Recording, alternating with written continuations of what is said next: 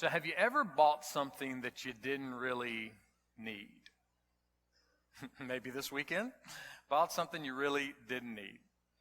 Well, since my dad died in May, my sisters and I, we have discovered more of my dad's legendary buying adventures. And by that, what I mean is that my dad bought things very uniquely.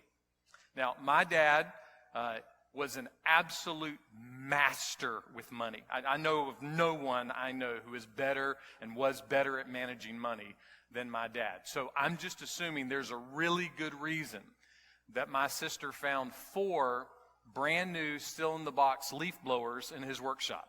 Yeah, 4 of them, brand new. All new. Now, granted, there's 4 kids, okay?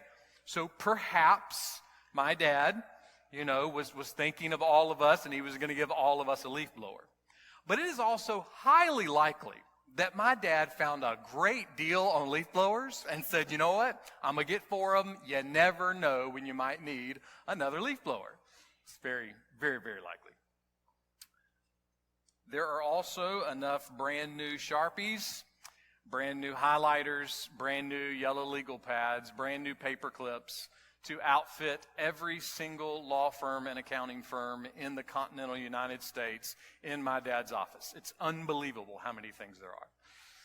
But whether it's vitamins or medicine, whether it's applewood smoked bacon, whatever it may be, whether it's a good deal on a leaf blower, all of us buy things. We all buy things. And before we buy things, we think things. And we read things, and we say things, and we look at things. There's all kinds of things, and all of those things impact every moment of our lives. We continue our series, Navigating Life, where we're considering keys to making good, wise, healthy decisions. And we're going to be looking in the Bible in the book of James.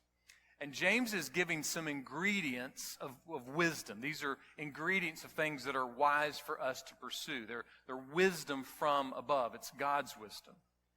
And today he's going to give us an ingredient that has its roots kind of in buying things. In buying things.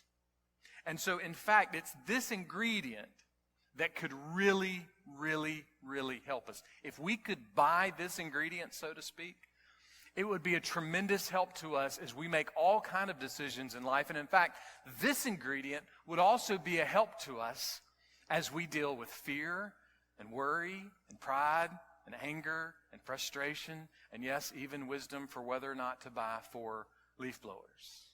This one ingredient has that much impact and can have that much impact on our lives.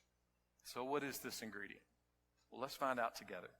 Today's message is turning toward freedom. We're going to be looking at the very last part of verse 17, and this is what James writes to the church. But the wisdom from above is free of hypocrisy. Wisdom from above, the wisdom that comes from the one true sovereign God, is free of hypocrisy. Now, if we're going to understand what it means to be free of hypocrisy, we might need to understand what hypocrisy means. And many times when it comes to the word hypocrisy, the words of the philosopher Inigo Montoya come to mind. You keep using that word, but I don't think it means what you think it means. There are a lot of people that use the word hypocrisy, and it doesn't really mean what we think it means. Here's a definition from the American Heritage Dictionary that I just think is very succinct. It says, the practice of professing beliefs, feelings, or virtues that one does not hold. Let me read that again. The practice of professing beliefs, feelings, or virtues that one does not hold. This would be the person that would go to the State House and they would protest with great fanfare that the 10 Commandments had been taken down from the wall of a courthouse, but they actually won't live and follow the 10 Commandments in their own house. This would be the politician that throughout the campaign says, yes, I am for these values. I'm for these family values. And if you elect me, then I will uphold these family values. But it takes about 30 seconds to look at that candidate's life and see that none of those values are in his own family. Now, at first glance, this sounds like the old adage, you got to practice what you preach. But that's not really what it means. Because this is deeper. This is saying if you don't practice what you preach, you don't believe what you preach. You profess something you don't even believe in. How many of us as parents or grandparents, we want our kids, our grandkids to follow Jesus, to find God, to be a part of a local church, to be a positive influence in the community? Most of us would say, yeah, those are things we want. Alistair Begg said this, when my children hear godliness out of my mouth and they see wickedness in my life, then I point them to heaven and lead them to hell. That's a picture of hypocrisy. This is what I believe, but it's not seen in my life. As I've noted before, my mother-in-law many years ago said to me, she said, there's a difference in raising your kids in church and raising your kids in Christ. It's different. So as believers, are we raising our kids in church, or are we raising them in Christ? Or are we raising them in other things? Are we raising them first and most in family, or friends, or work, or school, or Clemson, or Carolina, or Georgia, or airport, or BC, or River Bluff, or vegan, or bacon, or fast food, or whatever it may be? Are we raising them first in Christmas and Halloween and Easter? Are we raising them with all of these things first and most? Now I know somebody's thinking, oh, Pastor Grant showed up again. No, look. Go to the game, cheer, shout, enjoy life, have fun. Deck the halls with boughs of holly. Go vegan, go bacon, go to Italy and eat pasta. It's all good, it's fine, whatever. But when it comes to your last breath, and when it comes to the last breath of your children or your grandchildren, what do you want the most? What are you pointing to the most today for that moment? Do you want for yourself or for your kids or your grandkids to be with God forever, or be separated from God forever? Do you want them to know the joy and satisfaction of knowing God forever? One of my sweet and precious friends, she texted me on Sunday morning just to say that she's praying for me and praying for our church. And today would have been her daughter's 51st birthday. And her heart was just broken as she texted me this morning. And my response to her was this: I'm so sorry. I hope that today you can feel what a treasure she was, and that with no shadow of a doubt, that she is with her treasure right now. That's what we should want the most as believers, and that mother does. That's why I can text that to her. See, in the last moment, I do not want my children shouting for their team. In the last moment, I do not want my children surrounded with their retirement. In the last moment, I want them to know the treasure. And I hope that Alistair Begg's story about me is not true. Maybe that line is true. Maybe I've pointed and led in two different ways. I hope not. But I know it matters. I know what we're pointing to the most. It matters. And wisdom from above says that when it comes to what matters the most, that wisdom is free of hypocrisy. It's free of saying, well, this is what I say is most important, but this is what I do. I say I believe in this, but this is not seen in my life. Now, does that mean we can live perfect lives with no hypocrisy whatsoever? Nope. You are a hypocrite, and I am a hypocrite. I am a hypocrite. You are a hypocrite. And if that just made you bristle inside and say, well, I don't like that, you may not be a Christian. Because we're hypocrites. We all have moments where we say one thing and we do the other. We all have moments where we sin and we fail. But a believer and follower of Jesus Christ, we know that. We know that no matter how much we try to point people toward Jesus, we'll mess up, we'll fail, and we don't worship the failures. Someone said it is the fruit that defines our life, not the failure. People see the fruit more than the failure, so we don't worship the failure. We praise God for the fruit. We will all have moments when we fail. The question is always this: what's the pattern of our lives? When we look at our choices, when we look at our attitudes, when we look at our priorities, when we look at the way that we speak at home and work and school and church and all the different things, what is it that most is seen in our lives? What's mostly seen? Is it belief that generally speaking is also seen in what we do? Or is it just belief and then our lives are a completely different thing? And what would our spouses say? What would our kids say? What would the people that we go to work and school and church with, what would they say to that question? What's the pattern? You see, we all know how to drive by a really fancy restaurant and we see someone sitting in the window of that fancy restaurant and we go, oh, I can't believe they're wasting all that money on that food. And then we drive on by and we go to Home Depot and we buy 4 leaf blowers. Right? I mean, we know that, right? Or we look at our neighbors and go, those wild neighbors, they need to start going to church, not realizing that our wild neighbors are looking to go at us and going, man, if they're going to keep going to church, they should quit complaining. You know? We all know what it means to criticize someone who spends 5 hours shopping while we spend 5 hours golfing, hunting, fishing, or something else. Likewise, we know what it means to criticize someone for spending 5 hours golfing, hunting, or fishing while we may spend 5 hours scrolling through social media. We all know what it means as a kid to say, oh, my parents are so boring, they don't know how to have any fun, when we don't realize that one of the reasons they're boring is so that we can have fun. They do the boring work so that we can enjoy life. We're all hypocrites. None of us perfectly practice what we preach. We just don't.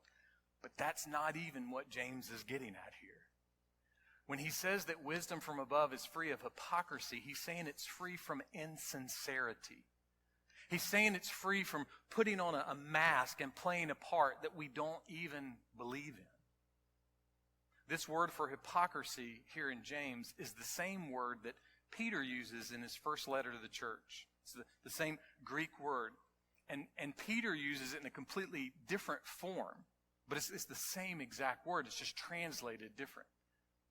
And so what Peter's doing is he's writing to the church about the living hope that they have in Jesus Christ. And he says when we have this living hope, when we've been saved and redeemed and rescued and the Holy Spirit is working in our lives, it leads to something. And what does it lead to? Here's how he put it. 1 Peter 1:22. A sincere love of the brothers and sisters. Sincere and hypocrisy is the same word. This word sincere is saying, look, when these people became Christians, they loved other Christians. Like, they didn't act like they loved. They didn't put on a mask that says, hey, I'm a Christian. I'm going to love people. No, they actually, genuinely, they sincerely loved those people. Last Sunday, I was in Virginia, and I had to be somewhere at 10:30 last Sunday morning, and so I went looking Saturday night for a church that had a 7:30. Well, I went for an early service, and the only early service I could find was at 7:30 in the morning. Huh? How about that? We'll see y'all next Sunday at 7:30. Y'all coming for that one? But the only early service I could find was at 7:30. Everything else was, 10. I think there might have been one that was 9:30, but I knew I wouldn't have time. So it's like, 10:30 and 11. I was like, all right. I said, well, I'm going to the 7:30 service at the Episcopal Church, And when I got there, it was a small gathering. They invited me up to the front. And as I walked to the front, I said, hey, I've never been to Episcopal service. You have to show me what to do, It was quite an experience. It was a very encouraging, edifying experience.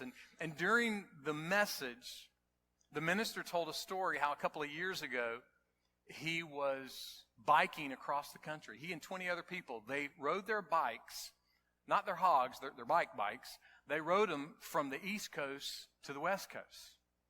And he said about halfway on this trip, he just became overwhelmed with something. And what he was overwhelmed with were all the cars and all the trucks trying to run them off the road. All the people yelling and screaming and cursing and everything else. And he just got overwhelmed, and he said, I just started getting angry. I was just angry at all these people being so awful to us. And he said, I got so angry about it, I began to pray about it. I knew my heart wasn't right. And as he genuinely began to pray about it, the truth of the Scriptures started stirring in his heart and his mind. And he said, I realized the more I prayed, God reminded me of that one amazing biblical truth, and that is that Jesus died for their sin too. And he said, I became overwhelmed with that. My heart became tender. And he goes, and to try to move myself out of that attitude, I began to say, as the cars rode by, as they yelled, as they swerved, whatever they did, I began to say, sometimes in his mind and sometimes out loud, loved by Christ. Loved by Christ. See, he realized that the great and grand love of Jesus Christ that came through his birth and his life and his death and his resurrection, his ascension, all of that was this picture for him that those dangerous, angry, cursing drivers, they too were loved by Jesus through the cross. And so he began to say, loved by Christ, loved by Christ, loved by Christ. And slowly his attitude began to change. And I guess because there were so many cars, he eventually said, I just started saying loved. Loved by Christ. Loved. That's a sincere love that we receive from Jesus. It's a sincere love that Jesus calls us to. And how do you think a sincere love like that would change things in my life and your life today? How would a sincere love like that change things in your marriage? How could a sincere love like that change things with your parents or with your kids? How could it change things with the people you work with or go to school with or go to church with? As we prepare for our church conference this afternoon, how could a sincere love like that change and help whatever you're worried about or afraid about or angry about? As you head next week, some of you, into the voting booth to elect municipal elections, and next year as we all go to the booth for a number of different reasons, as you head to vote, how could a sincere love, like this love of Jesus that we've been called to, help you with what you're afraid of, what you're worried about, what you're angry about? Is this kind of sincere love easy? No. It's really, really, really hard. But it's wise. It ain't easy, but it's wise. In fact, it's wisdom from above. It's God's wisdom. And it's wisdom that is free from hypocrisy. It's free from insincerity. It's free to love. Wisdom from above is free from hypocrisy. It's free from saying, well, I believe this, but I don't really live it. It's free to say, I believe this, and I love to live it. I don't live it perfectly, but I love to live it. Now, what does all of this have to do with buying things? Well, the Greek word is the same for hypocrisy and sincerity. And then when you look at the Latin word for sincerity, it's a combination of two words. And those two words are without and wax. In ancient times, what merchants would do from time to time is they would take the pottery, and if there were defects or cracks, they would fill them in with wax, and they'd polish them up really good so you wouldn't know. So what you bought was actually not a real product. What you believed you were buying was not the real thing. The product wasn't true. And James is saying that true wisdom, the best and most ultimate wisdom, the wisdom from above, is without wax. It's sincere. It's free of hypocrisy. It's free of insincerity. It's not perfect, but it's real.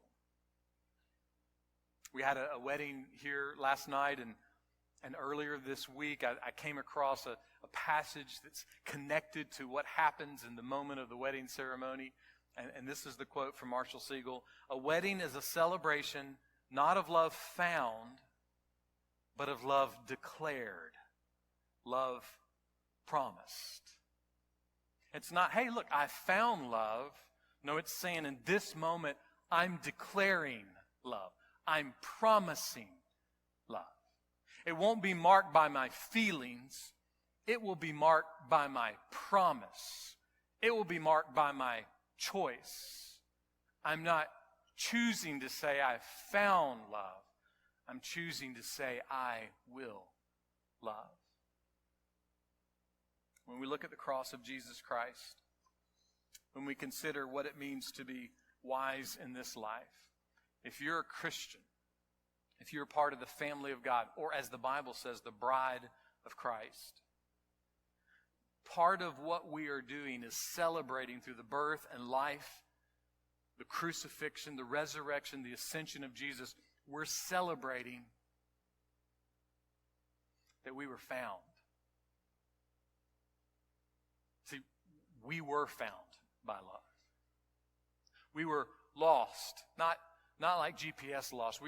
We were lost in the sense that we actually thought it was no big deal whether we believed in God or not. That it was no big deal whether we honored God or not. So we were lost in our sin, but then we were found by Jesus.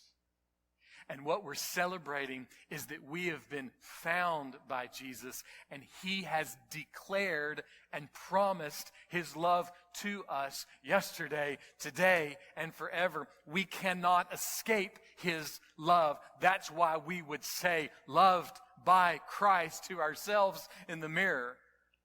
And then we remind ourselves to say it in every other way as well, because we have no idea whether that person really knows Jesus or not. But through the cross, they've been loved by Him. Loved by Christ. Loved. That truth changes everything. Everything.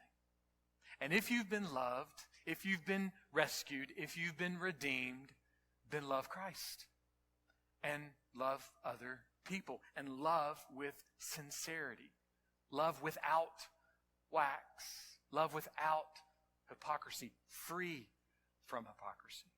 Let our faith be free of hypocrisy. Does that mean we're free of sin? Nope.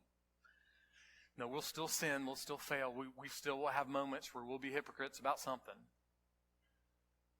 David Terry was one of the deacons in the first church that I pastored. And David was just he was a good old country boy. A hunter, a fisher. Loved Jesus, loved his family, loved the church. And I remember David and I were talking one day, and David said, I grew up in this town, and my thoughts about this church when I was growing up was it was a bunch of hypocrites. Those people over that church, they were a bunch of hypocrites.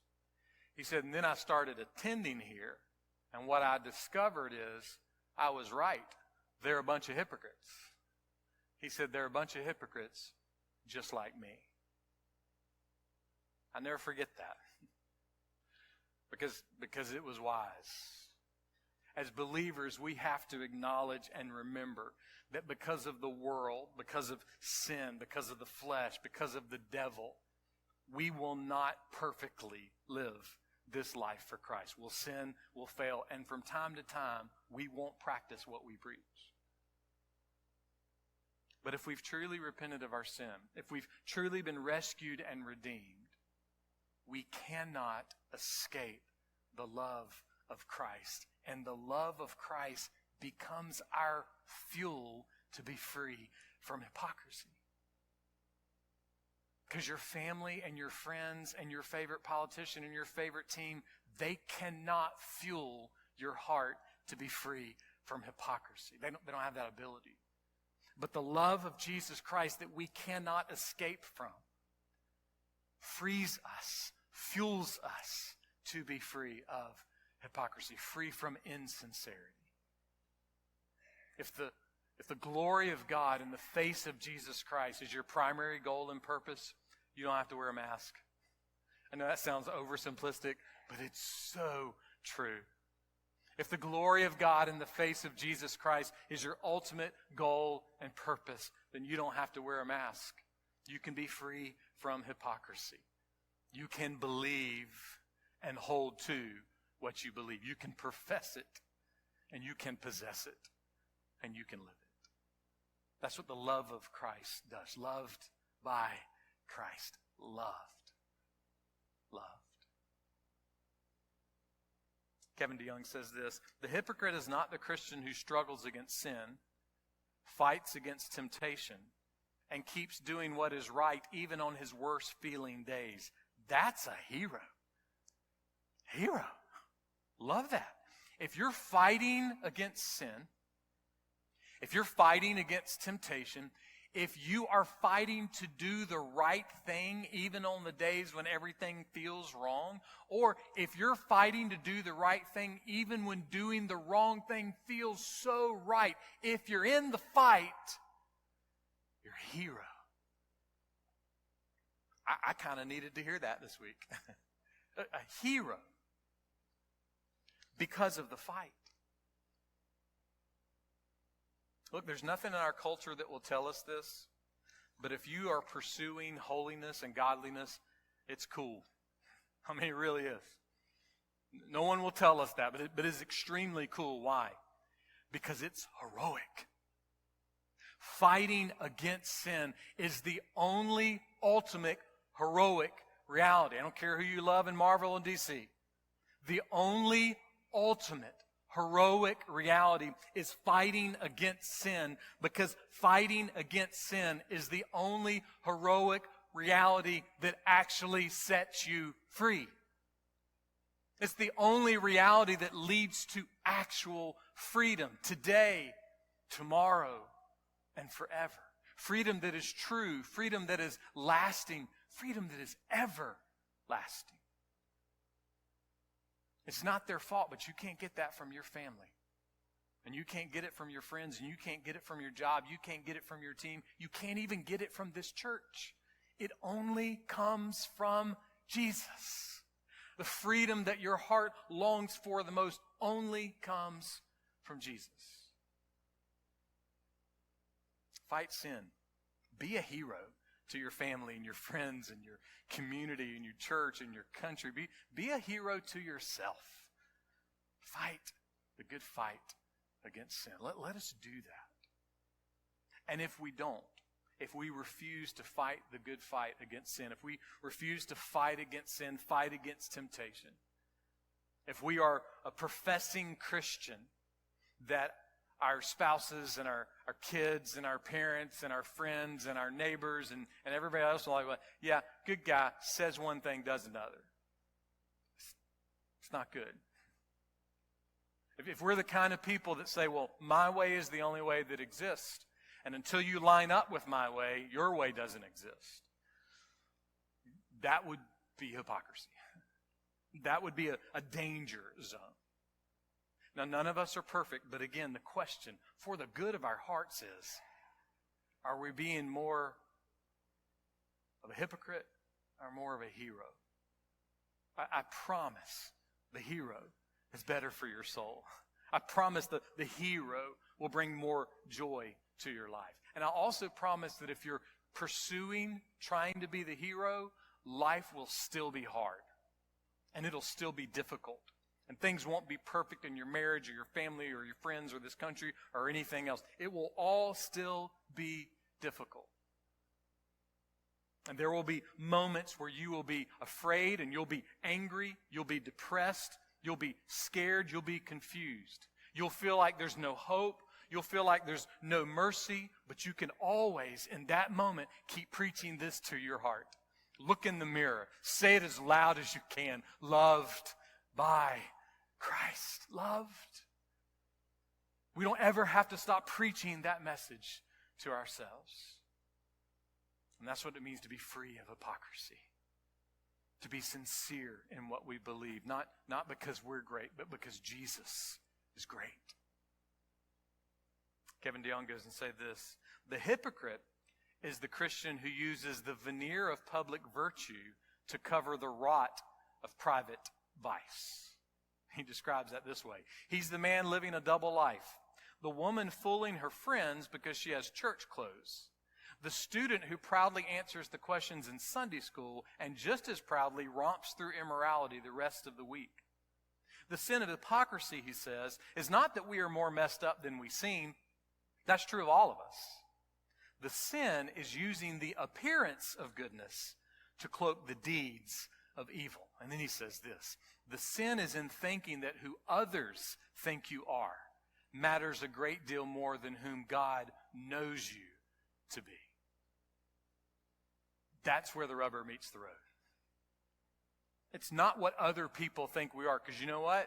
And you can put me at the top of this list. If we're not careful, we'll think what other people think of us is true. We really know it's not, right? If you don't, let me just say, it's not. Every now and then it is. You know, it is. There's good in us. God does great things through us, and it's okay. Hey, that person, thinks this, and that's okay. But we get a little too wrapped up in thinking, well, if these people think this about me, it must be true. That's where hypocrisy wins. Because we begin to think not what we think about what other people think, and we just don't even care what God thinks. As long as our mentors say we're a great Christian, I'm a great Christian. As long as the people that we're mentoring tell us that we're great Christians, we're great Christians. We believe things that may or may not be true, and who cares what God thinks of us? Well, I can tell you this, God does. God does. And we will all have that moment where we will stand before Him. So let's go ahead and do it today. Let's go ahead in our minds stand there today and say, well, God, who do you say I am? Because if we can get an answer to that, we'll be free from hypocrisy. We'll be free from insincerity. We'll be free from the mask. God gave this message to the prophet Isaiah, Isaiah 55:1.